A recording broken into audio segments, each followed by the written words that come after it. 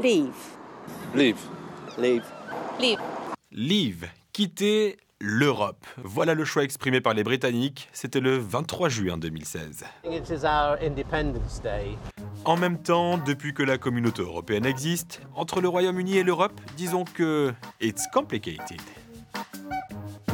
En fait, dès les fondements de l'Union européenne, les British n'étaient pas très emballés par la communauté. Voilà ce que disait le Premier ministre Winston Churchill au général de Gaulle en 1944. Entre l'Europe et le grand large, nous choisirons toujours le grand large. Finalement, en 1973, le Royaume-Uni intègre la communauté européenne. Depuis, comment la population a-t-elle réagi aux différentes décisions ?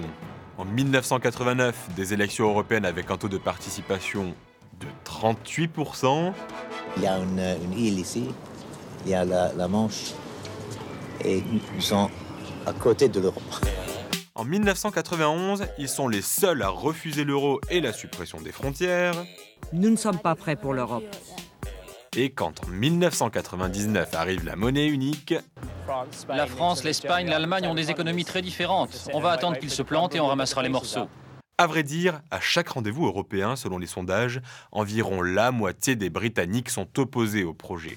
Leur profil, ils sont plutôt éloignés des villes, assez âgés et peu diplômés.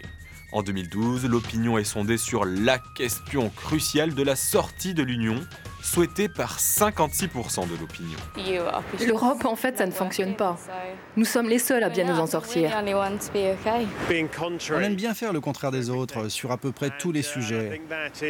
Et ça a toujours été notre façon d'être avec le reste de l'Europe. Ça, c'était les prémices du Brexit. Soumis au référendum 4 ans plus tard, 51,9% des votants ont choisi de prendre le large.